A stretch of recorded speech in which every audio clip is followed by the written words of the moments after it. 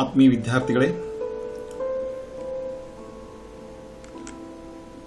10ನೇ ತರಗತಿಯ ಗಣಿತ ತ್ರಿಭುಜಗಳ ಮೇಲಿನ ಪ್ರಮೇಯಗಳು ಕುರಿತಾಗಿ ನಾವು ಇವತ್ತಿನ ವಿಡಿಯೋ ಪ್ರಾರಂಭ ಮಾಡೋಣ.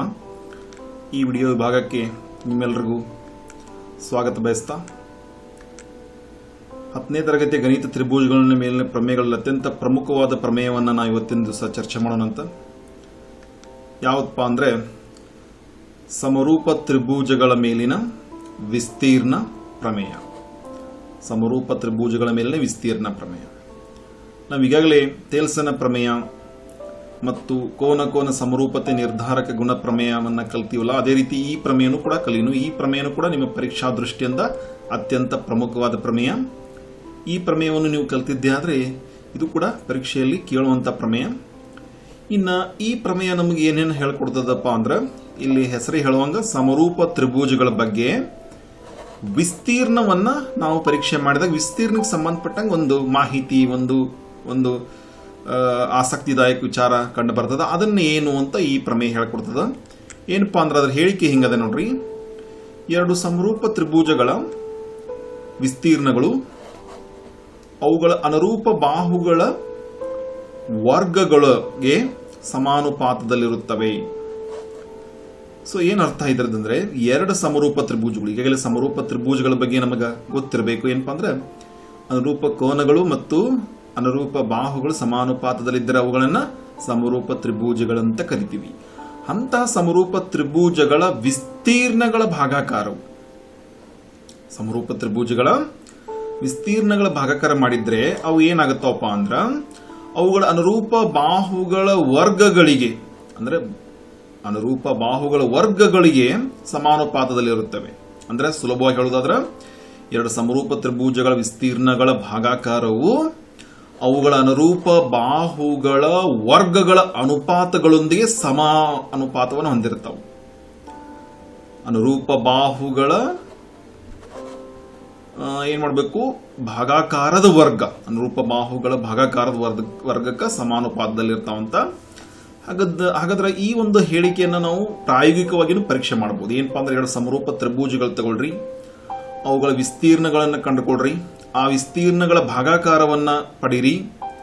ಆಮೇಲೆ ಅದೇ ರೀತಿ ಯಾವುದೇ ಎರಡು ಅನುರೂಪ ಬಾಹುಗಳ ಅನುಪಾತವನ್ನ ತೆಗೆದುಕೊಂಡು ಅದರ ವರ್ಗ ಮಾಡ್ರಿ.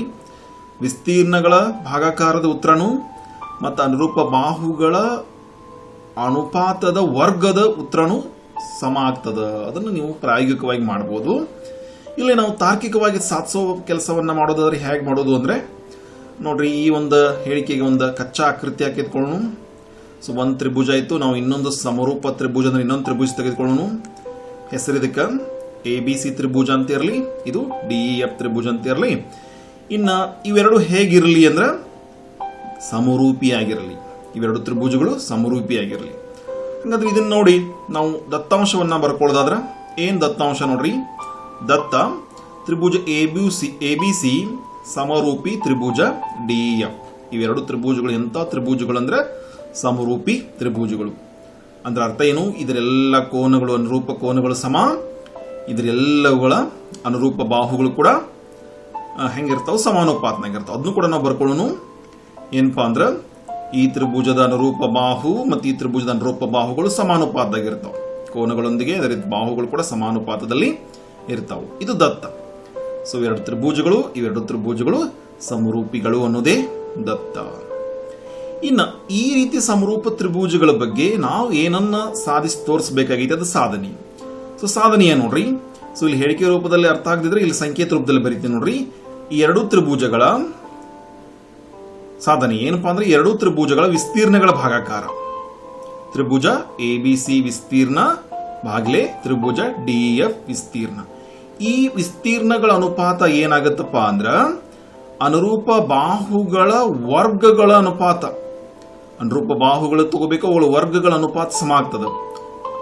ಬರೀ ಇಲ್ಲಿ ಏನ್ ಬರ್ದದ್ದು, ಅನುರೂಪ ಬಾಹುಗಳ ಅನುಪಾತ ಅಂತೀವಿ ಇಲ್ಲಿ, ಬಟ್ ಇಲ್ಲಿ ಬರ್ದದ್ದು ಅನುರೂಪ ಬಾಹುಗಳ ವರ್ಗಗಳ ಅನುಪಾತದೊಂದಿಗೆ ಸಮ ಆಗ್ತತಿ. ಯಾವಾಗ ಆ ಸಮರೂಪ ತ್ರಿಭುಜಗಳ ವಿಸ್ತೀರ್ಣಗಳ ಅನುಪಾತವನ್ನ ತೆಗೆದುಕೊಂಡ ಹಾಗೆ ಇಲ್ಲಿ ಮೂರು ಜೋಡಿ ಅನುಪಾತಗಳಿರುವುದರಿಂದ, ಅನುರೂಪ ಬಾಹುಗಳ ಅನುಪಾತ ಇರುವುದರಿಂದ ಮೂರು ಕೂಡ ನಾವು ಈ ರೀತಿ ಬರೀಬಹುದು. ಆದ್ರೆ ಇದನ್ನು ಸಾಧಿಸಕ್ಕೆ ಏನು ಮಾಡೋಣ, ಯಾವುದಾದ್ರೂ ಒಂದನ್ನು ಬಳಕೆ ಮಾಡಿದ್ರೆ ಸಾಕು. ಒಂದನ್ನು ಅಂದ್ರೆ ಮೂರು ಅಂತೂ ಇದ್ದೇ ಇರ್ತಾವೆ. ಎರಡು ತ್ರಿಭುಜಗಳ ಸಮರೂಪ ತ್ರಿಭುಜಗಳ ವಿಸ್ತೀರ್ಣಗಳು ಅವುಗಳ ಯಾವುದೇ ಎರಡು ಅನುರೂಪ ಬಾಹುಗಳ ವರ್ಗಗಳೊಂದಿಗೆ ಸಮಾನುಪಾತದಲ್ಲಿರ್ತವೆ. ಹೀಗಾಗಿ ಆದರೆ ನಾವು ಇದನ್ನು ಸಾಧಿಸಲ್ಲ, ಈಗ ಯಾವುದಾದ್ರೂ ಒಂದು ಅನುಪಾತ ತಗೊಳ್ಕೊಳ್ಳೋನು, ಒಂದು ತಗೊಂಡ್ರೆ ಅವು ಮೂರು ಸಮಾನುಪಾತ ಇರೋದ್ರಿಂದ ಒಂದನ್ನು ಸಾಧಿಸ್ರೆ ಅವು ಮೂರು ಕೂಡ ಈ ರೀತಿ ವರ್ಗಗಳೊಂದಿಗೆ ಸಮಾನುಪಾತದಲ್ಲಿ ಇದ್ದೇ ಇರ್ತವೆ. ಈಗ ನಾನು ಏನು ಮಾಡ್ತೀನಿ, ಇದನ್ನು ಸಾಧಿಸಲು ಯಾವುದಾದ್ರೂ ಒಂದು ಅನುಪಾತ ಬಳಸ್ತೀನಿ. ನನಗೆ ಈ ಚಿತ್ರವನ್ನು ರಚಿಸಿರೋ ಪ್ರಕಾರ ಒಂದು ಅನುರೂಪ ಬಾಹು ಜೋಡಿ ತಗೊಳ್ತೀನಿ, ಯಾವುದು BC ಅನುರೂಪ ಬಾಹು EF. ಹಾಗಾದ್ರೆ ನಾ ಸಾಧನೆಯ ಈ ರೀತಿ ನಾನು ಬರ್ಕೊಳ್ತೀನಿ. ತ್ರಿಭುಜ ABC ವಿಸ್ತೀರ್ಣ, ತ್ರಿಭುಜ DEF ವಿಸ್ತೀರ್ಣ, ಇದು ಸಮ ಎದಕ್ಕ BC square upon EF square. BC square upon EF square. ನಾನು BC square upon EF square ಇದನ್ನು ಸಮ ತೋರ್ಸಕ್ಕೆ ಸಾಧ್ಯ ಅಂದ್ರೆ automatically AB square upon DE ಸ್ಕ್ವೇರ್ನು AC square upon FD ಸ್ಕ್ವೇರ್ನು ತೋರಿಸಿದಂಗನ. ಯಾಕಂದ್ರೆ ಇವು ಮೂರೂ ಅನುಪಾತಗಳು ಸಮ ಇರೋದ್ರಿಂದ. ಆದ್ರೆ ಈ ಚಿತ್ರ ಪ್ರಕಾರ ನಾನು ಇದನ್ನೊಂದನ್ನು ನಿಮಗೆ ಸಾಧಿಸಿ ತೋರಿಸ್ತೀನಿ. ಸೊ ಈ ಒಂದು ಸಾಧನೆಗೆ, ಈ ಒಂದು ಸಾಧನೆಯನ್ನು ತಲುಪಲು ಒಂದು ರಚನೆಯ ಅವಶ್ಯಕತೆ ಬೀಳ್ತದೆ. ಯಾಕೆ ಬೀಳ್ತದೆ ಅಂದ್ರೆ, ಇಲ್ಲಿ ವಿಸ್ತೀರ್ಣ ಬಗ್ಗೆ ಮಾತಾಡ್ತೀವಪ್ಪ ಅಂದ್ರೆ ನಾವು ಈ ಎರಡು ತ್ರಿಭುಜಗಳ ವಿಸ್ತೀರ್ಣವನ್ನ ನಾವು ಪಡಿಬೇಕು ಅಂದ್ರೆ ನಮಗ ವಿಸ್ತೀರ್ಣದ ಸೂತ್ರ ಪ್ರಕಾರ ಪಾದ ಮತ್ತು ಎತ್ತರ ಬೇಕು. ಹಾಗಾದ್ರೆ ಪಾದ ಮತ್ತು ಎತ್ತರವನ್ನು ಪಡಿಸಲಾಗಿ ಒಂದು ರಚನೆಯನ್ನ ಮಾಡ್ಕೊಳ್ತೀನಿ. ಆ ರಚನೆ ಏನದ ನೋಡ್ರಿ. ತ್ರಿಭುಜ ABCಯಲ್ಲಿ AL ಅನ್ನುವಂತಹ ಲಂಬ ಎಳಿತೀನಿ, BCಗೆ ಲಂಬ ಎಳಿತೀನಿ. ಸೊ ಈ BCಗೆ ಎಳೆದಂತೆ ಈ ಲಂಬ ಏನಾಗತ್ತಾ, ಈ ತ್ರಿಭುಜ ABCಯ ಎತ್ತರ ಆಗತ್ತೆ. ಈಗ ಎರಡು ಕಡೆ ಲಂಬಕವನ್ನು ಉಂಟು ಮಾಡಿದ್ಪ ಅಂದ್ರೆ ಈ AL ಅನ್ನೋದು ಈ ABC ತ್ರಿಭುಜದ ಎತ್ತರ. ಅದೇ ರೀತಿ ಈ ತ್ರಿಭುಜದಲ್ಲಿ ಕೂಡ ನಾನು DM ಲಂಬ ಎಳಿತೀನಿ. ಈ DM ಲಂಬ ಏನಾಗತ್ತಾ, ಈ EFಗ ಲಂಬ ಆದ್ರೆ ಈ DEF ತ್ರಿಭುಜದ ಎತ್ತರ. ಅಂದ್ರೆ ನನಗೆ ವಿಸ್ತೀರ್ಣದ ಸಲುವಾಗಿ ಎತ್ತರ ಬೇಕಾಗಿತ್ತು. ಈಗ ಈ ABC ತ್ರಿಭುಜದ ಎತ್ತರ AL ಮತ್ತು DEF ತ್ರಿಭುಜದ ಎತ್ತರ DM, ಇವು ಎತ್ತರಗಳು. ಇನ್ನು ಇದನ್ನ ನಾನು ರಚನೆ ಮಾಡೀನಿ. ಇದನ್ನು ನಾನು ರಚನೆ ಅಂತ ಹಂತದಲ್ಲಿ ಬರೆದು ಬಿಡ್ತೀನಿ. ರಚನೆ ಏನು ಅಂದ್ರೆ ಇಲ್ಲಿ ಮಾಡಿದ್ದನ್ನ ಬರಿತೀನಿ. BC ಲಂಬ AL ಎಳೆದ್ನಿ, ಈ BCಗೆ AL ಲಂಬ ಎಳೆದ್ನಿ, ಅದು ಎತ್ತರ ಆಗ್ತದ. ಆಮೇಲೆ ಈ EF ಬಾಹುಗೆ, EF ಪಾದಕ್ಕೆ DM ಲಂಬ ಎಳೆದ್ನಿ. ಓಕೆ, ಇಷ್ಟು ದತ್ತ ಸಾಧನೆಯ ರಚನೆ ಆಯಿತು. ಇನ್ನು ಮುಖ್ಯವಾದ ಭಾಗ ನಾವು ಸಾಧಿಸಿ ತೋರಿಸೋಣ, ಈ ಒಂದು ಹಂತವನ್ನ ತಲುಪೋಣ, ಸಾಧನೆ ಅನ್ನುವಂತ ತಾರ್ಕಿಕವಾಗಿ ಸಾಧಿಸಿ ತೋರಿಸೋಣ. ಹಾಗಾದ್ರೆ ಸಾಧನೆ ಮಾಡೋದು ಹೇಗೆ ಅಂತ ಕೇಳಿದ್ರ, ಸಾಧನೆ ಏನ್ ಮಾಡೋಣ ಸಾಧನೆಯಲ್ಲಿ. ಸೊ ಈಗ ನಾನು ನಿಮ್ಗೆ ರಚನೆ ಮಾಡಿದಾಗ ನಾನು ಸ್ವಲ್ಪ ನಿಮ್ಗೆ ಗುರ್ತಾಗಲಿ ಅಂತ ತಿಳ್ಕೊಂಡು ಇಲ್ಲಿ ABL ಅನ್ನುವಂಥ ತ್ರಿಭುಜ ಮತ್ತು DEM ಅನ್ನುವಂಥ ತ್ರಿಭುಜಕ್ಕೆ ನಾನು ಒಂದೇ ಬಣ್ಣವನ್ನು ಹಚ್ಚೀನಿ. ನೀವು ಈ ಎರಡು ತ್ರಿಭುಜಗಳನ್ನಾದ್ರೂ ಹೆಸರನ್ನ ಉಪಯೋಗಿಸ್ರಿ, ಅಥವಾ ಇಲ್ಲಿ ಕೆಂಪು ಬಣ್ಣ ತ್ರಿಭುಜ ನೋಡ್ರಿ ALC DMF. ಯಾವುದಾದ್ರೂ ಎಡಭಾಗದ ಎರಡು ತ್ರಿಭುಜಗಳೇ ಅಥವಾ ಬಲಭಾಗದ ಎರಡು ತ್ರಿಭುಜಗಳನ್ನ ಆಯ್ಕೆ ಮಾಡ್ಕೋಬೇಕು. ನಾನು ಎಡಭಾಗದ ಆಯ್ಕೆ ಮಾಡ್ಕೊಳ್ತಾ ಇದ್ದೀನಿ, ನೀವು ಬೇಕಾದ್ರೆ ಬಲಭಾಗದನ್ನ ಆಯ್ಕೆ ಮಾಡ್ಕೊಂಡು ಈ ಪ್ರಮೇಯನ್ನ ಸಾಧಿಸಬಹುದು. ಸೊ ಇವುಗಳನ್ನು ಯಾಕೆ ಆಯ್ಕೆ ಮಾಡ್ಕೊಳ್ತಾ ಇದ್ದೀನಿ ಅಂದ್ರೆ ನೋಡ್ರಿ, ABL ತ್ರಿಭುಜ DEM ತ್ರಿಭುಜ, ಎರಡು ತ್ರಿಭುಜಗಳನ್ನ ಆಯ್ಕೆ ಮಾಡಿಕೊಂಡು ಇದರಲ್ಲಿ ಏನು ಗೊತ್ತಿದೆ ಅನ್ನೋದನ್ನ ನಾನು ಇಲ್ಲಿ ಪಟ್ಟಿ ಮಾಡ್ತಾ ಹೋಗ್ತೀನಿ. ಏನು ನೋಡ್ರಿ, ಇದರಲ್ಲಿ ಏನು ಗೊತ್ತದ, ಕೋನ್ B ಸಮ ಕೋನ್ E, ಇದು ದತ್ತ. ಸೊ ಇಲ್ಲಿರುವ ಕೋನ್ B ದ ಬೆಲೆ ಮತ್ತು ಕೋನ್ E ದ ಬೆಲೆ ಸಮ ಇರಲೇಬೇಕು. ಯಾಕೆ ಸಮ ಇರಲೇಬೇಕು? ಇವೆರಡು ತ್ರಿಭುಜಗಳು ಸಮರೂಪಿ. ಯಾವ ತ್ರಿಭುಜಗಳು ಸಮರೂಪಿ ಇರ್ತಾವಲ್ಲ ಅವುಗಳ ಅನುರೂಪ ಕೋನಗಳು ಸಮ ಇರ್ತವೆ. ಈ ಕೋನ್ B ಇಡೀ ದೊಡ್ಡ ತ್ರಿಭುಜಕ್ಕೂ ಸಂಬಂಧಪಟ್ಟತಿ ಮತ್ತೆ ಈ ABLಗೂ ಸಂಬಂಧಪಟ್ಟತಿ. ಈ B ಯ ಸ್ಥಾನ ಬದಲಾಗಿ ಅಂದ್ರೆ B ಮೊದಲಿಂದನೂ ಸಮ ಇರ್ತತಿ. ಈಗ ಈ ಕೋನ್ B ಸಮ E, ಅದಕ್ಕೆ ದತ್ತ ಕಾರಣ. ದತ್ತ ಅಂದ್ರೆ ಇವೆರಡು ಸಮರೂಪಿ ಇರೋದ್ರಿಂದ ಕೋನ್ B ಸಮ ಆಯಿತು ಕೋನ್ E. ಇದು ಒಂದು ಅಂಶ. ಇನ್ನೊಂದು ರಚನೆ ಮಾಡ್ಕೊಂಡೇವಿ ನೋಡ್ರಿ. ರಚನೆ ಏನ್ ಮಾಡ್ಕೊಂಡೇವಿ, ಕೋನ್ L ಇಲ್ಲಿ ಎಷ್ಟೈತಿ 90 ಡಿಗ್ರಿ. ಆಮೇಲೆ ಕೋನ್ M ಇದೆಷ್ಟೈತಿ 90 ಡಿಗ್ರಿ. L ಮತ್ತು M ಸಮ. ಯಾಕೆ ಸಮ? ಇವೆರಡು 90 ಡಿಗ್ರಿ ಅಂತ ನಾವು ರಚನೆ ಮಾಡೇವಿ, ಲಂಬ ಅಂತ ರಚನೆ ಮಾಡ್ಕೊಂಡೇವಿ. ಈಗ L ಮತ್ತು M 90 ಡಿಗ್ರಿಗೆ ಸಮ ಅಂದ್ರೆ ಕೋನ್ L ಮತ್ತು M ಎರಡು ಸಮ. ಅದು ಇನ್ನು ಇವೆರಡು ತ್ರಿಭುಜಗಳಲ್ಲಿ ಎರಡು ಕೋನಗಳ ಮಾಹಿತಿ ಏನು ಗೊತ್ತಾಯಿತು, ಸಮ. ಸೊ ಯಾವುದೇ ಎರಡು ತ್ರಿಭುಜಗಳಲ್ಲಿ ಎರಡು ಕೋನ ಸಮ ಇದ್ರೆ ಮೂರನೇ ಕೋನಂತೂ ಸಮ ಇದ್ದೇ ಇರ್ತದ. ಅದನ್ನೇ ನೀವು ಪತ್ತೆ ಹಚ್ಚಬೇಕಂತೇನಿಲ್ಲ. ಇವೆರಡು ತ್ರಿಭುಜಗಳು ಎರಡು ಕೋನಗಳು ಸಮ ಇದ್ರೆ ಸಾಕು. ನಾವು ಏನನ್ನ ವಿಚಾರ ಮಾಡಬಹುದಪ್ಪ ಅಂದ್ರೆ ಇವೆರಡು ತ್ರಿಭುಜಗಳು ಸಮರೂಪಿ. ಯಾಕೆ ಸಮರೂಪಿ? ನಾವು ಕಲ್ತಿರುವ ಕೋ ಸಮರೂಪತೆಯ ನಿರ್ಧಾರಕ ಗುಣ, ಕೋನ ಸಮರೂಪತೆಯ ನಿರ್ಧಾರಕ ಗುಣ ಅಲ್ಲ ಹೇಳಿರುವ ಹಾಗೆ ನಾವು ಕೋನ ಅಂದ್ರೆ ಎರಡು ಕೋನಗಳು ಗೊತ್ತಿದ್ರೆ ಸಾಕು. ಮೂರನೇ ಕೋನದ ಬಗ್ಗೆ ನಾವು ವಿಚಾರ ಮಾಡದೇನೆ ನಾವು ಏನನ್ನ ಹೇಳಬಹುದು, ಈ ಎರಡು ತ್ರಿಭುಜಗಳು ಸಮರೂಪಿ. ದೇರ್ಫೋರ್ ತ್ರಿಭುಜ ABL ಸಮರೂಪಿ DM. ಕಾರಣ ಕೋನ ಸಮರೂಪತೆಯ ನಿರ್ಧಾರಕ ಗುಣ. ಯಾವುದೇ ಎರಡು ತ್ರಿಭುಜಗಳಲ್ಲಿ ಎರಡು ಕೋನ ಗೊತ್ತಿದ್ರೆ ಸಾಕು, ಮೂರನೇ ಕೋನ ಸಮ ಇದ್ದೇ ಇರ್ತದೆ. ಈಗ ಎರಡು ಕೋನಗಳಿಂದ ಅವುಗಳನ್ನು ನಾವು ಏನಂತ ಹೇಳ್ಬೋದು, ಸಮರೂಪಿ. ಇನ್ನ ಯಾವ ತ್ರಿಭುಜಗಳು ಸಮರೂಪಿ ಇರ್ತಾವಲ್ಲ ಅವುಗಳ ಬಾಹುಗಳು ಹೆಂಗಿರ್ತಾವು, ಅನುರೂಪ ಬಾಹುಗಳು ಸಮಾನುಪಾತದಲ್ಲಿ ಇರ್ತಾವು. ಸೊ ಅದನ್ನು ಕೂಡ ನಾವು ಪ್ರಮೇಯದಲ್ಲೇನೆ ಕಲ್ತೀವಿ. ಹೇಗೆ ಇವೆರಡು ತ್ರಿಭುಜಗಳು ಸಮರೂಪಿ ಆದ್ರೆ ಇವುಗಳ ಬಾಹುಗಳು ಸಮಾನುಪಾತದಲ್ಲಿ ಇರ್ತವೆ. ಹಾಗಾದ್ರೆ ಇವುಗಳ ಬಾಹುಗಳು ಸಮಾನುಪಾತ ಬರ್ಕೊಳ್ಳೋಣ. ನಾನು ಆಕ್ಚುಲಿ ಇವುಗಳ ಮೂರು ಬಾಹುಗಳು ಸಮಾನುಪಾತದಲ್ಲಿ ಇರ್ತಾವೆ. ನಾನು ಎರಡು ಜೋಡಿ ಮಾತ್ರ ಬರ್ಕೋತೀನಿ. ಯಾವ್ದು ನೋಡ್ರಿ, AB/DE. ಇವೆರಡು ತ್ರಿಭುಜಗಳು ಸಮರೂಪಿ ಆದ್ರೆ ABA ಅನುಪಾತ ಭಾಗಲೆ DE ಇದು ಸಮ ಇರಲೇಬೇಕು. AL/DM ಈ AL ಮತ್ತು DM ಎತ್ತರಗಳು. ಈಗ ಎತ್ತರಗಳ ಅನುಪಾತ AB/DE ಅನುಪಾತಕ್ಕೆ ಸಮ ಇರ್ತದೆ. ಇನ್ನೊಂದು ಇದೆ BL ಅನುಪಾತ EM. ಅದನ್ನು ಕೂಡ ಬರೀಬಹುದಿಲ್ಲಿ. ಬಟ್ ನನಗೆ ಎರಡು ಅನುಪಾತಗಳನ್ನು ಮಾತ್ರ ಬರ್ಕೊಳ್ಳೋ ಸಾಧ್ಯತೆ ಬರ್ಕೊಳ್ತೀನಿ, ಅವನ್ನ ಉಪಯೋಗಿಸೋದಿಲ್ಲ. ಇನ್ನು ಮುಂದಿನ ಹಂತ ಮುಂದೆ ಏನಪ್ಪಾ ಅಂದ್ರೆ AB/DE ಈಗಾಗಲೇ ದತ್ತದ ಪ್ರಕಾರ ಏನ್ ಬರ್ದಿದೆ ನೋಡ್ರಿ. ದತ್ತದಲ್ಲಿ AB/DE ಈಗಾಗಲೇ BC/EF = AC/FD ಗೆ ಸಮಾದ. ಬಟ್ ನಾನು AC/FD ಅಲ್ಲಿ ಬಳಸೋದಿಲ್ಲ, BC/EF ಇವೆರಡು ಅನುಪಾತಗಳನ್ನು ಬಳಕೆ ಮಾಡ್ತಾ ಇದ್ದೀನಿ. AB/DE = BC/EF ಇದು ದತ್ತದಿಂದ. ಸೊ ಈ ಮೇಲಿನ ಹಂತ ಈ ಕೆಳಗಿನ ಹಂತವನ್ನು ಸ್ವಲ್ಪ ನೋಡ್ರಿ. ಸೊ AB/DE = AL/DM, ಆಮೇಲೆ AB/DE = BC/EF. ಸೊ ಎಡಭಾಗ ಒಂದೇ ಆಗ್ಯಾವ ನೋಡ್ರಿ. AB/DE ಎಡಭಾಗಗಳು ಒಂದೇ ಆದ್ರೆ ಬಲಭಾಗಗಳು ಕೂಡ ಒಂದೇ ಇರಲೇಬೇಕಲ್ಲ. ಅಥವಾ ನೀವು AB/DE ಬೆಲೆ BC/EF ಅಂತ ರಿಪ್ಲೇಸ್ ಮಾಡ್ರಿ. ಅಥವಾ ಎಡಭಾಗಗಳು ಸಮವಾದರೆ ಬಲಭಾಗಗಳು ಸಮ ಆಗಿರ್ತಾವು. ಈ ರೀತಿ ನಮಗೆ ಸ್ವಯಂ ಸಿದ್ಧದಲ್ಲಿ ನಾವು ಕಲ್ತಿರ್ತೀವಿ. ಒಂದೇ ಅಂಶಕ್ಕೆ ಸಮವಾಗಿರುವ ಅಂಶಗಳು ಪರಸ್ಪರ ಸಮ ಇರ್ತಾವಂತ. ಹೌದಾ?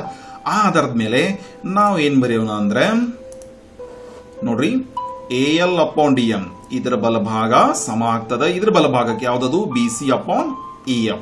ಇದು ಸಮೀಕರಣ 1. ಸೊ ನಾವು ಸಾಧನೆ ಮಾಡಬೇಕಾದದ್ದು ಇದು. ಬಟ್ ನಾವು ಇಲ್ಲಿ ಇದನ್ನ ಯಾಕೆ ಸಾಧನೆ ಮಾಡಿದೀವಿ ಅಂದ್ರ ನಾವು ಮೊದಲು ಈ ಎತ್ತರಗಳ ಅನುಪಾತವು ಕೂಡ ಈ ತ್ರಿಭುಜದ ಬಾಹುಗಳ ಅನುಪಾತದೊಂದಿಗೂ ಸಮ ಇರ್ತೈತಿ ಅಂತ ನಾವು ಮೊದಲು ಸಾಧಿಸಿದ್ವಿ. ಇನ್ನು ಇದನ್ನು ಉಪಯೋಗಿಸ್ಕೊಳ್ಳೋಣ.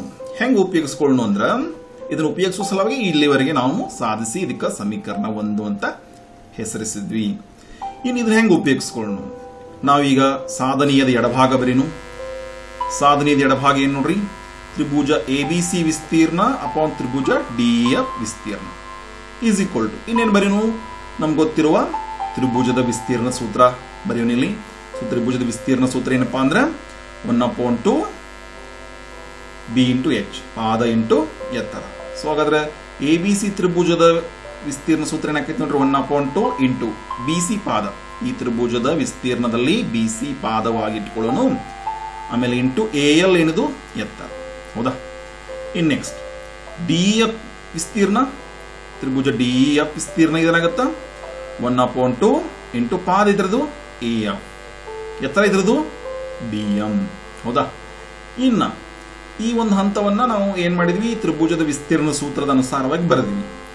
ಇನ್ ಮುಂದೆ ಏನ್ ಮಾಡೋಣ ನೋಡ್ರಿ, ಈ 1/2 ಗೆಟ್ ಕ್ಯಾನ್ಸಲ್, 1/2 ಗೆಟ್ ಕ್ಯಾನ್ಸಲ್ ಆಯ್ತು. ಆಮೇಲೆ BC/EF ಅನ್ನ ಒಂದು ಜೋಡಿ ಮಾಡ್ಕೊಂಡಿವಿ, AL/DM ಅನ್ನ ಒಂದು ಜೋಡಿ ಮಾಡ್ಕೊಂಡಿವಿ. ಹೌದಾ? ಇಲ್ಲಿ 1/2 ಕ್ಯಾನ್ಸಲ್ ಆದ್ರೆ ಇಷ್ಟ ಉಳಿಯೋದು. ಇನ್ನು BC/EF ಅನ್ನ ಹಾಗೆ ಇಡಿಸೋಣ. ಇನ್ನು AL/DM ಅನ್ನ ಸಮೀಕರಣ 1ದಿಂದ ಬದಲಾಯಿಸಬಹುದೇನು ನೋಡ್ರಿ. AL/DM ಸಮ ಯಾಕಾಗ್ಯದ, ಎದಕ್ಕಾಗ್ಯದ? AL/DM = B C upon E F ಅಂತ ನಾವು ಸಮೀಕರಣ 1ರಿಂದ ನಾವು ಇಲ್ಲಿ ಬರಿಬೋದು. ಹೀಗಾಗಿ A L upon D M ಅನ್ನ ಬದಲಾಯಿಸುವ ಅವಶ್ಯಕತೆ ಐತೆ ಅಂತ ತಿಳ್ಕೊಂಡ ನಾವು ಈ ಮೊದಲೇ ಏನ್ ಮಾಡಿದ್ವಿ, A L upon D M ಅನ್ನ ಬದಲಾಯಿಸುವ ಕೆಲಸ ಮಾಡಿದ್ವಿ. ಅದು A L upon D M B C upon E F ಆಗಿರೋದ್ರಿಂದ ಇಲ್ಲಿ A L upon D M ಬದಲಿ B C upon E F ಅನ್ನ ಬೆಲೆ ತುಂಬಿದ್ವಿ. ಇನ್ನು ಸುಲಭಲ್ಲ, ನಾವು ಅಂತಿಮ ಹಂತಕ್ಕೆ ತಲುಪೇ ಬಿಟ್ಟಿವಿ ನೋಡ್ರಿ. ಏನಪ್ಪಾ ಅಂದ್ರೆ ಇಲ್ಲಿ ಬಿ ಸಿ ಅಂಶದಾಗ ಗುಣಿಸಿದ್ರೆ ಬಿ ಸಿ ಸ್ಕ್ವೇರ್,